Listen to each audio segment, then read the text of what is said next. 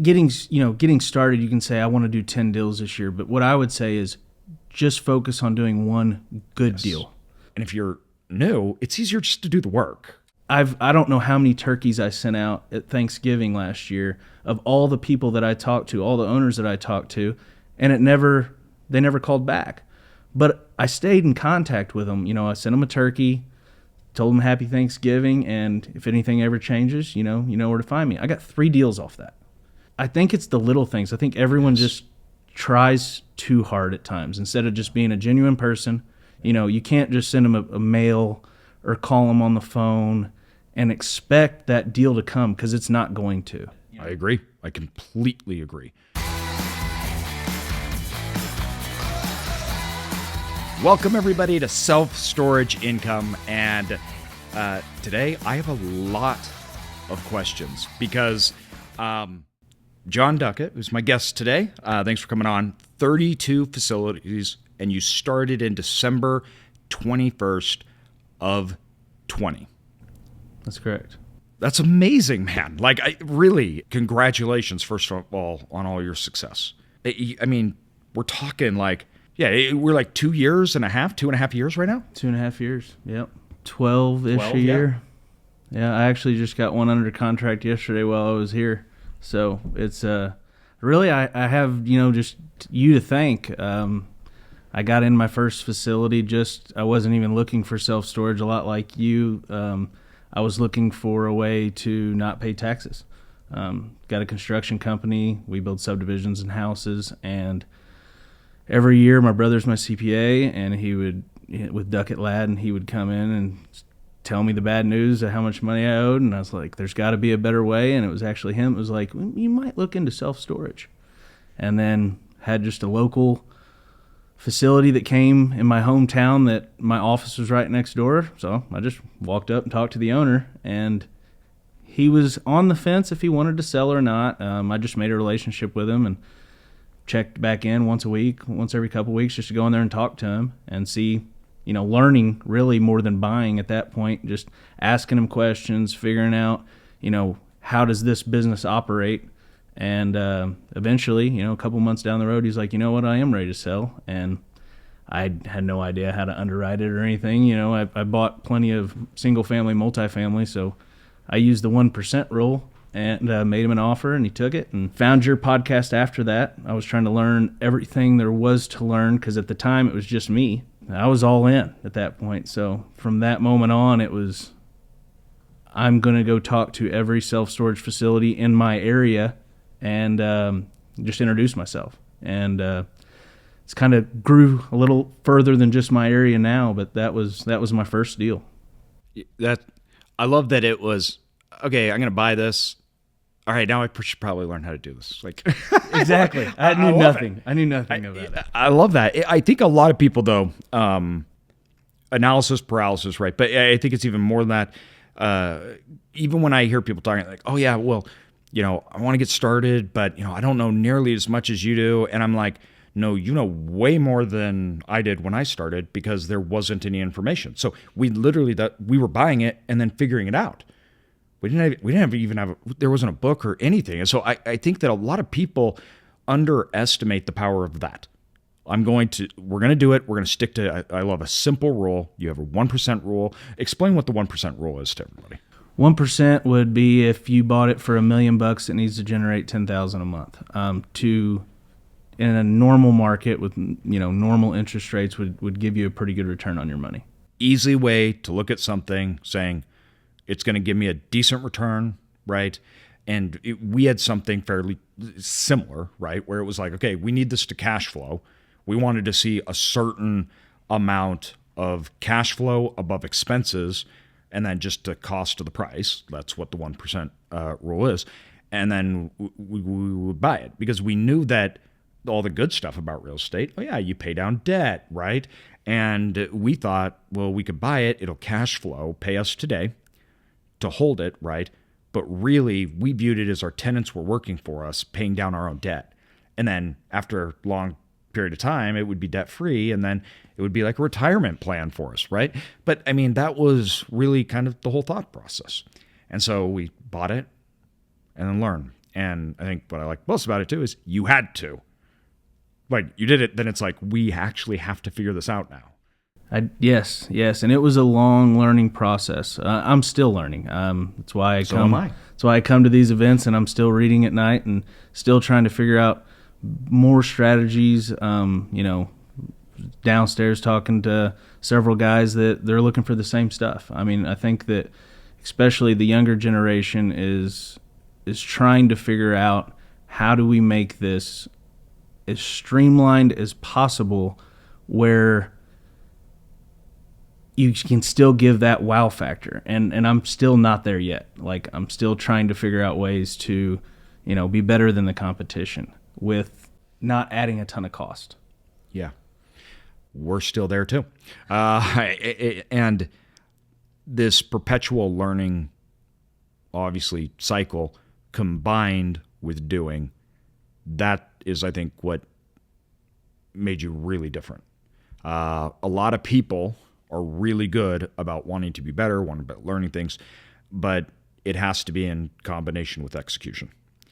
And the fact that you're sitting here with 32 facilities saying, geez, man, I don't know a lot. I don't know. Right. That's how it works. And before I ever wrote the book or the podcast, until I became paralyzed and then lost my job, got out of the hospital, I'd never, ever made any content and or taught in social media, nothing. Right. And largely it was because I felt like I didn't know what I was talking about. And we had over 100 million in assets, storage assets at the time. And we did everything. The management company, we did all of it. We had all our employees, everything else. But I felt like I didn't know because I knew there was so much that I didn't know, right? Like it was like, so why should I talk about it? So it was this action. We're learning as we're going, and then we improved. I mean, just in the 2.5 years, I can only imagine the education in that short period of time compared to when you just bought that first facility. That's fast, man. It is fast, and there's been some growing pains, but when I started out, it was just me. I answered the phones. I did everything, apart with running a construction company. So I quickly learned I can't do that, especially if I want to scale this. So I hired a lady named Michelle. She answers the phones for us. Now I have 3 boots on the ground guys. They show up at the office every day, and then I let them know where to go. I have learned a lot, but I still feel like I'm still constantly learning. I feel like here in the last 3 to 4 months, there's been more deals come up than I've ever even imagined. Used to when I first started, it was me going to the facility, knocking on the door, speaking with the owner, getting a relationship. So I learned that really quickly that it's kind of like dating a girl. When you go on a date with a girl, you don't go and try to kiss her the first time you met her. You want to go and talk to her. You want to take her on a few dates. You want to get to know her. That's, in my opinion, how I've been so successful with finding deals, is because I don't go in the door and say, hey, you want to sell? Everyone's doing that. Everyone is calling. Any self-storage owner knows exactly what I'm talking about. You have people call every single day. And, anymore it's, just call centers calling. It's not even the actual people. And in my opinion, that doesn't work as well. I completely agree. I go and I talk to the people, even if it's a 3-hour drive from my house. Whatever it is, if I really find a facility I want, I'll go talk to them, and I'll just talk storage. Exactly. And then at the end of it, just say, hey, I'll be in town in another month, whatever, we should meet up. And I'll go have lunch with them. And then, it's not even like I do want to buy their facility, but that's not the starting point. And it's not even, if I don't end up buying it, okay, we talked and I learned something. And, maybe they learned something from me. Yeah. For some reason, that's not something real estate people want to hear. I tell people all the time, when we got started, we were just meeting owners. We were knocking on doors. We were talking to them. We were building relationships. And a lot of it, too, at the time, it was like that's how we learned about our industry because of the lack of information stuff. So we were actually legitimately, tell me about your market. What are you seeing? I know I did this too. They are, they're in the same industry. They're doing the same thing. And that leads to good networking, and that leads to, if they're going to sell, they're going to sell to us.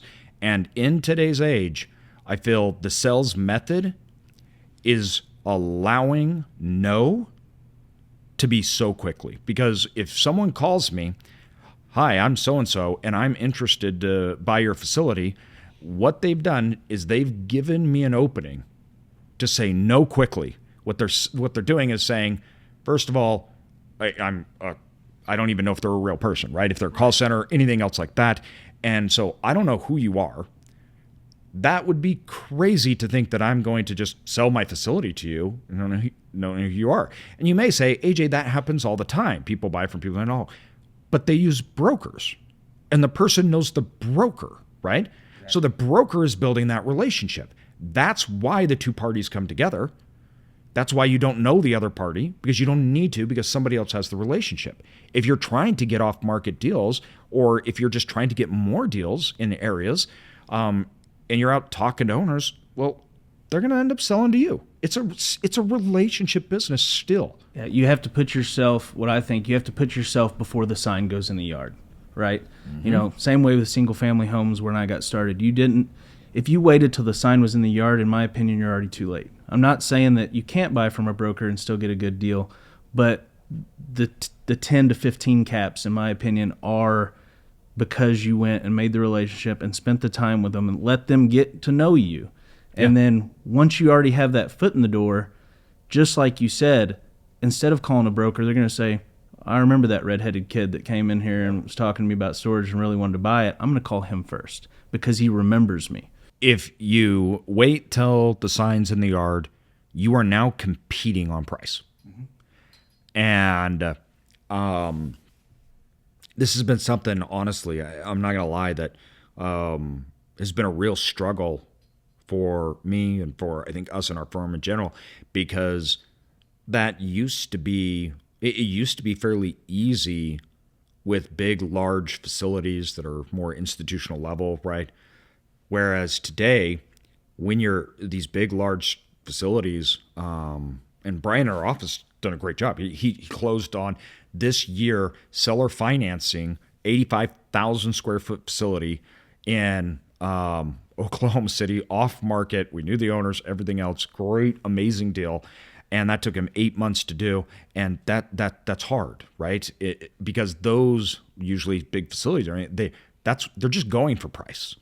And that's been something that we've looked at and said, how do you, I often think, how do I execute that at mass? So if I want to buy 20 deals a year or 30 deals a year or some big number, a lot of times people just default to where that can no longer exist, right? We can't do that. So what we are doing is we are competing on price, and that's the muscle we're going to flex.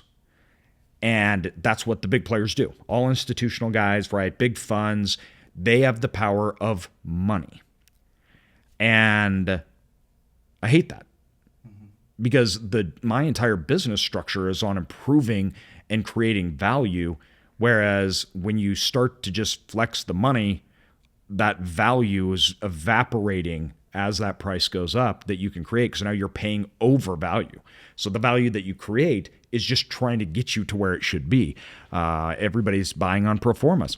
And so that's hard. And if you're new, it's easier just to do the work, right? Yeah, absolutely. Do the work. And, you can, getting started, you can say, I want to do 10 deals this year. But what I would say is just focus on doing one good deal.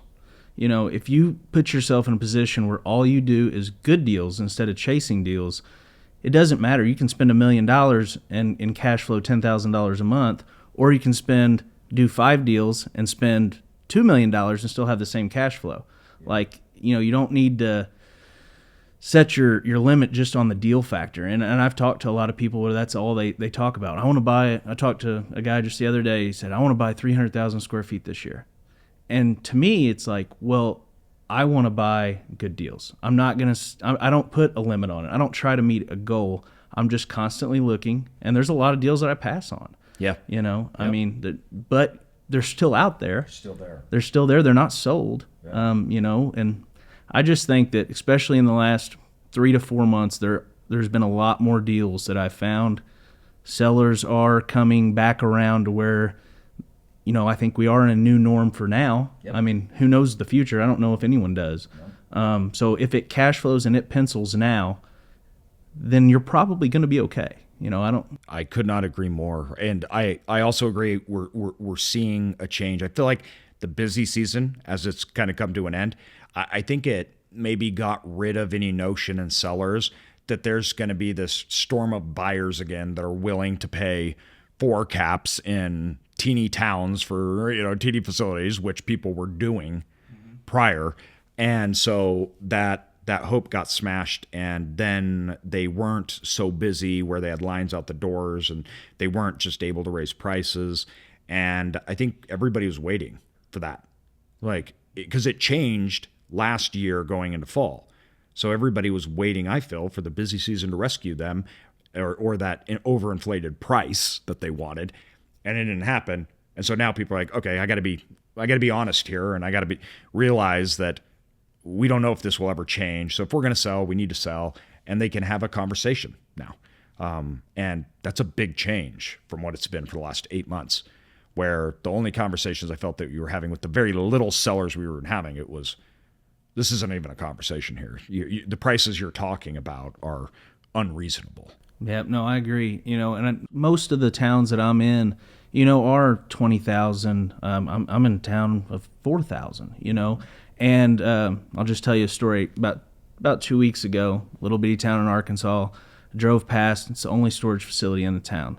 So I did my research, went up and talked to the owner, and he said, just introduced myself, started talking storage, told him who I was, and I said, you got a really nice facility here. I saw you from the highway. He said, yeah. He said, I think I'm about to sell. I didn't even ask him. I'm just talking. I said, oh, really? He said, yeah, a guy called me on the phone. And he said, I just gave him all the information, and he's going to come buy it. Like, he's already signed this contract and all that. And I said, you mind if I see the contract? He showed it to me, and I looked through it, and it's totally a wholesaler. He has every out in the book. And I didn't want to, bust the guy's bubble. I was like, that's awesome, man.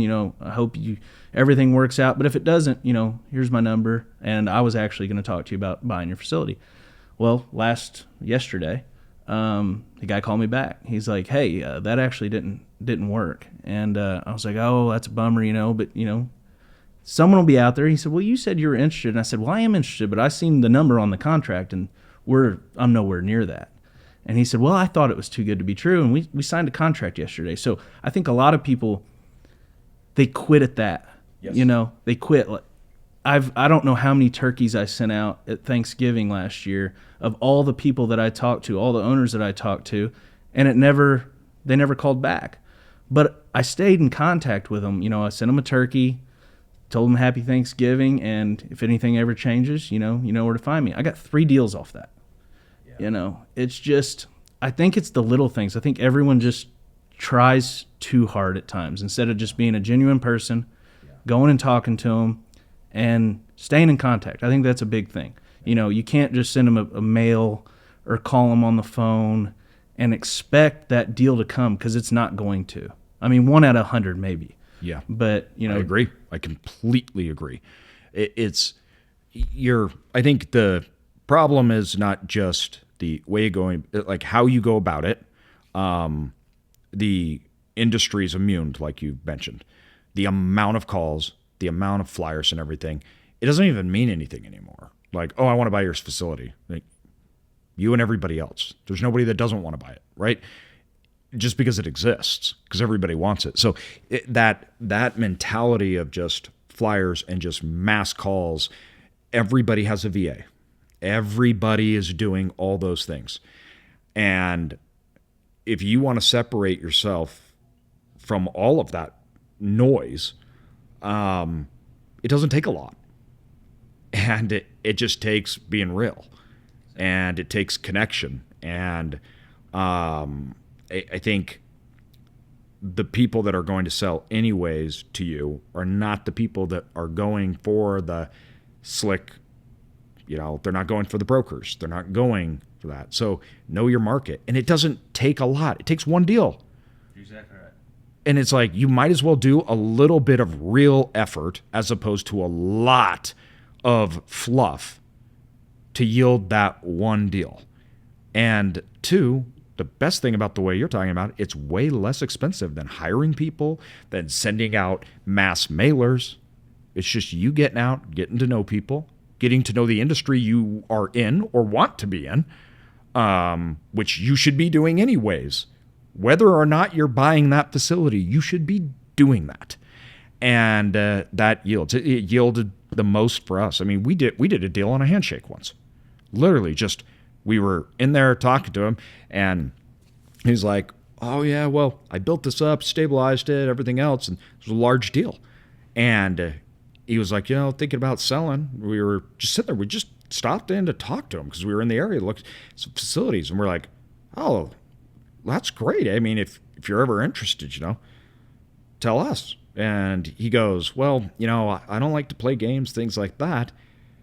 And we said, yeah, we get it, neither do we. And he goes, well, and we said, well, what would you want? He goes, $4 million, I'd sell it. We said, okay, we'll pay you that. Reached across the table, shook hands, and we closed. And it was the littlest thing. We didn't ask him. And we didn't fight him. We didn't, you know what I mean? We didn't. Mm-hmm. We held to it. You gave him everything you wanted. Yeah, and it's those aren't big things. They're little things. It's you just driving and talking to somebody, right? And being there when the next thing falls through, because that's happening a lot now. Now, talk to me about managing, onboarding these things. I mean, that's a lot. You're buying these facilities. You got to onboard them. What does that look like for you? Onboarding 10 facilities a year. So that is the hardest part. That's what puts the most stress on my team. But we've gotten it somewhat streamlined to where we're not doing 30-day closes. We're getting 60 to 90-day closes, and day one, while we're still underwriting the deal, we're going ahead and collecting all that customer info. We're getting that set up in the software months prior to closing. We're sending out letters to everyone and emails to everyone, letting them know, hey, as of December 1st, we're the new owners. Here's how you contact us. Please contact us prior to that day so we can go ahead and get your credit card information set up for auto pay, so we can, at least introduce ourselves to you. And that has seemed to help tremendously. We'll typically do signage that day. We have a checklist now. You need signage. You need to make sure your website's up and running. You need to, there's so many different things about it, but just making sure that you have everything set up, from your locks to whatever you're using, your software. But that is the hardest thing. But once you get past that first month, once you do onboard everyone and you take ownership, it's about 30 days, because they have to make their payment, right? Yeah. One way or another, if you had a wrong email, or if you had, bad cell phone number or home address, which happens, they're going to be getting a hold of you somehow, because they need to make their payment. So after that 30 days, it gets a lot easier. That is the hardest part to me, is the transition period. When you guys are looking at property management software for your storage facilities, there's a ton of options out there, but no other option compares to Tenant Inc. Tenant Inc. is going to be your one-stop shop solution that has an amazing amount of tools that you can deploy at your fingertips to maximize the value of your facility, to operate it more efficiently, more effectively. They have an open API where you can back in almost anything you want. You own your data. It's just an incredible solution. I can't say enough good things about these guys. Link is in the show notes. Be sure to check out Tenant Inc. What are some of the biggest mistakes you've made? Buying smaller facilities too early. I learned a lot from them. That at the time was, right when I got started, I was, everything storage, and I was just going still by the same principles. But those smaller facilities, you can't run as efficient. If you have a 20, 30,000 square foot facility that doesn't have a fence, it's much cheaper per unit to put up a fence on that than it is a 4,000 or 5,000 square foot facility. So I think in the beginning, I only have 3 facilities that I consider small. But I think in the beginning, I was just so ready to do deals. Kind of what I just said earlier, like, don't do, because just do good deals. As long as you're focused, as long as you are still motivating yourself every day, you're going to get the deals. Don't try to push so hard all at once. I don't know if it's regret, but I wish I would have known a lot of things earlier, like implementing tenant insurance, charging these late fees and all these fees that just add up so much. I think like right now our late fees and our tenant insurance and all these make up to about 15 to 20% of our actual revenue, that I didn't know day one. I rent locks to all my tenants, and a lot of people think that, hey, that's minute or whatever, but I'm up to 3,500 units now, and at $2 a month, that's $7,000 in my pocket every month, So I've tried to these just little things that add up in volume. But I would say that is my biggest regret, is in the beginning just trying to stay laser focused on your buy box. I know I've heard you talk about your buy box so many times, and that's in the beginning. I just didn't have a buy box. My buy box was storage. Storage near me, basically. Yep. And I've gotten away just from my hometown. I listened to you multiple times that said, you kind of got to get past that. And at the time, I wasn't ready to do that. I was still more in that I need to really understand the asset and the business side of it before I go take out something, 500 miles away or whatever. But I have started doing that. But those facilities aren't my long-term hold. Yeah. They're my kind of fix and flip facilities that I've been doing. But my long-term hold for my family is just, keeping everything close. It's just a little easier to run, in my opinion, for at least our model. You don't have to outsource anything. You don't have to hire a boots on the ground guy that you don't know. You don't have to have a call center that you have to hire or anything like that. It's just, to me, it's a little easier when you can be there, and see it. And that's probably another problem of mine, is I feel like I have to have my finger on it at all times. I've got to see it. I've got to be there, and I have a hard time letting go of that. And just like, your conference here, I think the last 2 years, everyone here has at least spoke on once, delegating responsibility. Yes. And that is my hardest thing to do.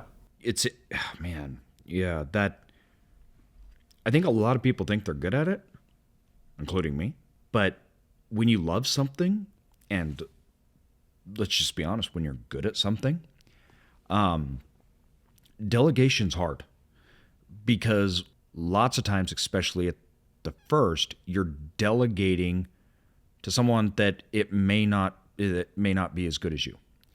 And the first thing that I could hear people saying is, well, just hire better people, or do something better. And that's a really simple, great answer. But when you've been doing something that's very specific with your portfolio, that how certain things react, how certain things work, right? There's nobody else that's been in that position. So who do you go hire that knows those very specific things, right? And so then once you delegate, lots of times then it feels like there's a lot of upfront work. Now I got to train them, right? I got to do it. So it's almost like, I feel like at first it starts to hold you down instead of actually let you move forward. And that can be, it's a bumper sticker. Just delegate, right? And I'm not saying you shouldn't. I'm absolutely saying everybody should. And that is 100% the key to being successful in scaling, is your ability to depend on and have other people help you grow. With that said, just delegate's an oversimplification. And at one point in your job description, right, as you're scaling, you are a manager of people, not storages anymore, and not assets. And so what I generally find for me is there was different phases of leadership that I had to go through. And when I'd go up into one phase of leadership, I may not have been good at it, right? May not have been the best. So I totally understand what you're saying. You like it, and you're like, I know I need to do it, but I just don't think it's as easy as people make it sound. Yeah, I have to agree. Definitely we'll get there. It's just, absolutely, it's kind of like starting storage all over again almost. Yes. Trying to figure out the right moves. And I've made several moves here in the last 6 months, and I've learned what not to do so far. Yeah. So still trying to get to that point, just of, not that I want to take my hands off. I don't want to, go to the beach and just go on vacation. Yeah. But I would love for it to run smoothly, where I'm not having to be there in and out every day and keeping everyone busy to an extent, that I have more time to go out and find other deals or to spend with my family or. Well, and two, I think like people that are wanting to get into storage, a lot, or people that have maybe one facility or two facilities and they want to have a portfolio, there is this element of reinventing yourself, right? So I'm going to reinvent myself to be a storage person. I'm going to reinvent myself to be a portfolio guy, right? I'm going to reinvent myself to be a manager, a leader of people, right? And that's something that I just find is always continual. So a lot of people that are, I feel they're waiting for themselves to become the person before they do the thing. So it's like, once again, the exact opposite of what you did. You bought storage and then you learned it, right? Where a lot of people are waiting to know storage and then they'll buy. It doesn't work like that. You want to wait till you're a good leader and then you'll lead. It doesn't work like that. I agree completely. It doesn't. And so it's just a muscle almost that we have to get used to working out. And that's being uncomfortable and growing. And that's a big part of growth from the bottom all the way to the top that I don't think changes. And I think for whether it's us or anyone that doesn't have storage or people that feel like they're not getting the traction maybe that you are, right? Get used to maybe that feeling of being uncomfortable, and that's okay. But tell me about your team you have now. So how are you operating all these facilities currently? So our main office is there in Poplar Bluff. I have Michelle that her role is to answer the phone. She'll collect payments. She'll make our overlock list. Of people that are delinquent, she'll call delinquent customers. And then we have 3 other guys that show up at the office 8 o'clock every day. And then we got 3 company vehicles. And my job still is to schedule them to where they're going to go. So every day they'll be going to a different place, not together. And at that time, they will put overlocks on the units. They will complete the checklist of, is the grass been taken care of? Is there any repairs that need done to the facility? Is the gate working properly? Is there anything that we need them to do while they're there? Because to run that tight model, keep your expenses low, you need to accomplish everything at that facility while you're there. You don't want to have to make a trip back because, some facilities are 120 miles away. So you need to touch that 2 times a month. And while you're there, do everything you possibly can. So that's basically all. It's really not a hard process. It's just you're managing the facility. You don't want it. You always want it looking clean. You always want to make sure that everything is taken care of while you send them there. We use the DaVinci lock system, which in my opinion was a godsend. It made it so much simpler for us to be able to lock the unit and then also rent the customer that lock, and then at the same time, have an overlock for where the customer can remove that lock. So you're not going, when I started, 15, 20 people that locked out, well, they make a payment, and I am big on customer service. I've spoke to other operators. It's like, well, I just wouldn't remove it till the following Monday because I want to teach them a lesson. I don't want that. I want them to go on and leave a 5-star review because I showed up on a Saturday and I unlocked your unit. So DaVinci really streamlined our process. I know there's other stuff out there, but we're in more of these rural areas where a lot of the technology that's there, the people haven't gotten there yet. Yeah. But yeah, that's and then on the weekends, we have a lady that just works the weekends. So she'll work from 8 o'clock in the morning to 5 o'clock at night, answering the phones, renting units. We are set up for online payments. They can rent online, do everything themselves. But what we find is still there's probably 30 to 40% of our customers are calling us to rent it over the phone. Even though they can rent online, we'll ask them, we're not lazy. We'll say, well, you can do this online. We can send you a link to your phone, or we'll do it right now with you over the phone. And a lot of people want to do it over the phone right then. They don't want to have to go online. So I really think storage is a lot like what you say, it's the micro. I don't think there's just one size that fits all to what you do. What I do probably won't work in a big city, but this is what works in my towns. Yeah. Now, you mentioned that you've got your people that go out. Do you do that on-site stuff about once a week? Is it you try to hit every facility once a week, or is it on a more of an as-need basis? So is it, okay, we've got overlocks, or how's that work? So no, the three guys, they show up every day. Okay. But overlocks are only once a month. So, we've got 32 facilities. So if we send 3 guys out and they hit a facility a day, but we're also, these guys aren't just doing overlocks. If a building needs power wash, they're power washing it. If a building needs, full a roof, there's a leak, full maintenance. Property management. They do it all. Got it. So, then that's how we keep our expenses low. Out of the 32 facilities, I think right now we're bringing in a little over $250,000 a month, and my expenses are 15%. So, we've kept those expenses so low by this model. Yes.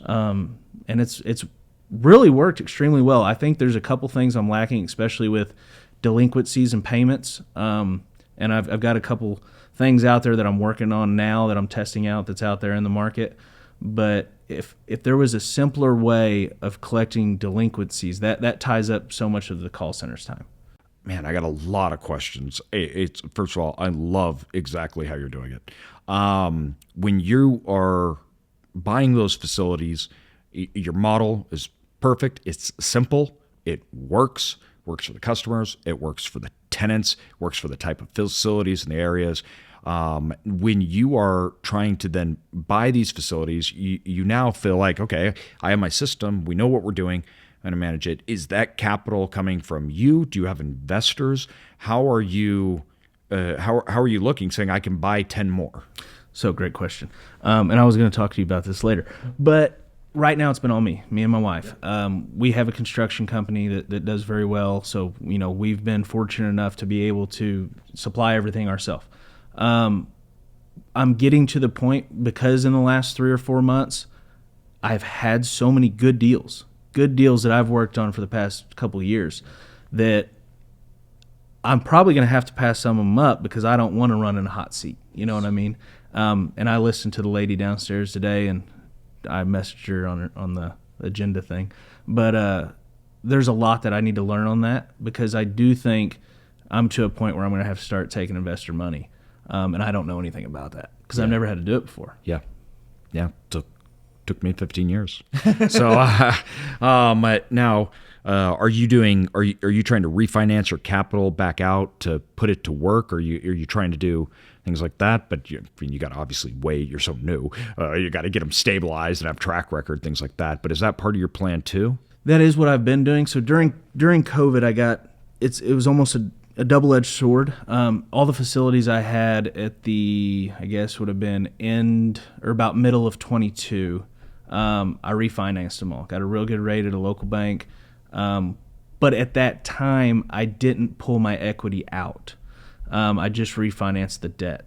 So at this point, it's hard to go back and try to get a new appraisal, because we have increased a lot of value. We have increased our revenue, but unless a bank's willing to take a second on it, which possibly could get done, I don't want to refi that at today's rate of 8. Yep.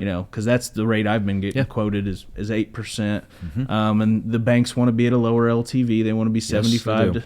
Yep. They want your deposit accounts. They want the DCR at an 8% rate is no longer the same. So all of a sudden it's, we have the same issue where we have some facilities, and even with our investors, because our whole model is that, we got this 3 to 5 year time frame, really 4 years. We want all our money out for our investors plus profits, but they still own the asset. And we had a couple facilities that this spring I was like, oh, that's going to come up. We'll be able to do that, right? And at the rates and everything, we're like, no, we're not going to do it. Because if we did, we'd be leaving all this money on the table that we could have access to. And so we're like, we'll push it off. We'll wait. And I'm okay waiting to do it at the right time for the right reasons. That does put a strain. In fact, if you look at it, the system as a whole, lack of people selling, lack of refis, that's a lot of capital that's locked up in real estate. Because due to the interest rates, people can't get it out. Right. And so that creates opportunity because there's not as many buyers, but at the same time, you have less capital you have access to. So no, I totally understand that. It's a problem that we feel, where it's like that velocity of money within our industry, it just halted from really like investors and everybody else. And this is how it works. But when it halts, that's when the good deals come out. And trying to explain that to people is one thing. But I know, exactly. It's like if you wait right now, who knows the future? But, just guessing, from the smarter people that I've talked to is, 18 months or so, we should start seeing that Fed fund rate around 4%, 3.75. Who knows? It could go the other way. But if it does do that, then you're going to start to see all the money pile back in. Yep. And the deals are going to get harder to find again. Yep. And so that's why right now, it's so important to me that if it cash flows at 25 basis points over the current rate, then I'm going to do it.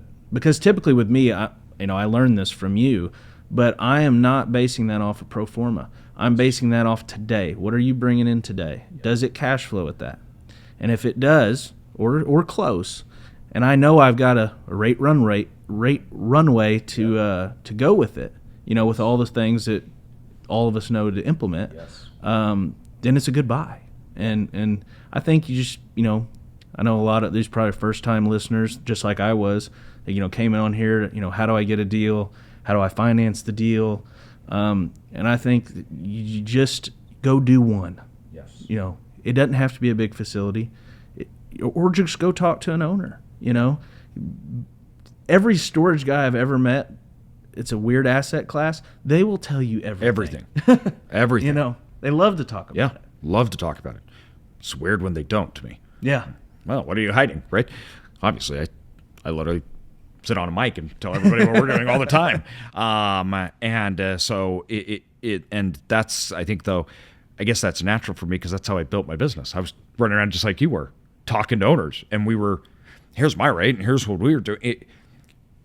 It wasn't something I worried about or thought about, so it was very natural to just have conversations with operators like yourself here and share it with everybody. It's not worried about it. And a lot of people, I think, may come from industries where that's totally not how it works, right? And so they're almost even nervous to ask. And they're like, well, what should we say? And I'm like, ask them what their occupancy is. Like, how do we know what their occupancy is? I'm like, ask them. Can I do that? And I'm like, yeah, absolutely. You gotta know. Go ask them. Don't make it complicated. Like, hey, how's it going? How's the facility running? Has the market changed? What's your occupancy at? If you had to drop rates down, a smart operator would jump at that question. Absolutely. Because they would want you to know, hey, I actually am at 80% occupancy. We've been dropping rates. Yep. You probably don't need to go build that 20,000 The biggest threat to storage is storage. 100%. And you don't want dumb operators coming in. We want operators and good operators. You only have, 100 units to sell. You know that you can't service the market. What you don't want, though, is someone that just builds a huge facility. There was no demand and didn't know what was going on. So we're totally great talking to each other because it is, a rising tide lifts all ships, and self-storage is very susceptible to local overbuilding. Oh, no, I 100% agree. I had someone call me about a month ago, and he was a guy that I knew from high school, and he was always a hustler, hard worker. And he asked me, he said, I really want to get into storage. He said, I want to do it here in Poplar Bluff. And, at this point, I own all facilities in Poplar Bluff other than one. He said, what do I need to do? And I said, well, I wouldn't go in and build a bunch of dry storage units. I just wouldn't do that. For one, you're going to be competing with me, which is okay. Yeah. But I wouldn't do that because I kind of control the market. So, my ad spend is going to outweigh anything you do. But there is a very big demand for boat RV here, and we're not really chasing that right now. And that's what he's going to do. Yeah. So it's great to go in and talk to the operators just so they can let you know, and some of them might be dishonest. I haven't met one yet. Not yet. I'm sure, eventually I might run across one, but that's the smartest thing to do to me is, go talk to the operator. If you're wanting to build a facility in a new area, know everything there is to know about that area, and don't just rely on StoreTrack either, because that can really throw. Absolutely. They don't. It doesn't catch. And it's nothing wrong with StoreTrack, nothing wrong with Radius. They say themselves, you need to go check the market, especially when you're out of big markets. When you're in smaller markets, and it has nothing to do with them. It has to do with the fact that the owners that aren't using a lot of tech and aren't advertising online, they literally can't get the information. So there's holes, not because of StoreTrack, not because of Radius, not because of anybody else, but it's just because the owners aren't populating. So you can't know, right? Well, right. Well, and just if you're in a town of 20,000 people and you pull it up and it says that there's 14 square foot per capita, and you really dive in, like most people would probably just look at that and say, oh, it's oversupplied. Yep. If you really dive into that, what 14 square foot are they talking about? Yeah. There might be 100,000 square foot of boat RV. Exactly. That's not the same. That's not the same. It's a different product. Right. It's a totally different product. And those holes are obviously really important. Or you find out that, 14 square feet per capita, or maybe there's 8. 8 square feet per capita. Okay, well, I'm going to go build boat and RV, and all 8 square feet were boat and RV. Right. You're going to shoot yourself in the foot, So you exactly right. You gotta look at that different. Now, I mean, you're obviously running full steam. You're killing it. You're doing great. Are you still running your construction company? So I've been blessed with a guy that takes care of all that for me. Good. Basically now. I wish I could find the hem of storage. Yep. But no. So I am still a part of the day-to-day, checking in on things. But no, I've really been blessed with good help on that side of things. Good. And good help with on storage too. Yeah. We are running at full steam, and it's no fault of any of theirs. It's all my fault. I've got to get them some help. I've got to get the right people in play to continue this growth. I mean, we're keeping up with it now, but it's not going to be sustainable the bigger we get, and we're going to get bigger. Dude, I love it. I appreciate you so much coming on here, telling people your stories, your downfalls, what you've learned. It's frankly, it's inspiring, man. I mean, you're doing a killer job. How it's set up, the simplicity of it. And I think, for anybody listening, for me, one of the biggest takeaway here, for me, is the sincerity. You're talking to an owner. If you're sincere, you're not trying to pull something over one. They're going to be sincere with you. And so, if you're just open, sincere, honest, you can get help. You can talk to owners. You can get deal flow. And that's a really big piece that I think people today vastly overlook. They just go on to the, StoreTrack, Radius, whatever. They do quick things and, I'm not going to buy that. I can't.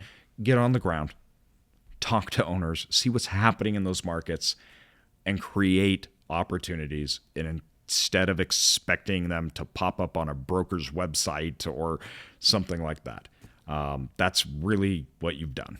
Well, I appreciate it, but I owe a lot of it to you too, and I'm sure I speak for all your listener base. We really appreciate and rely on, what you put out on your podcast. I know that there's probably plenty of listeners out there that are just like me 3 years ago.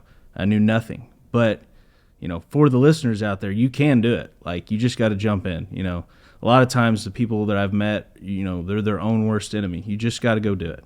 The guy downstairs earlier talked about it. Just go out and do it and keep that momentum. It'll be a steamboat, once you just get in there and learn it, 100%. Thanks, man. Yeah, Appreciate thank it. you.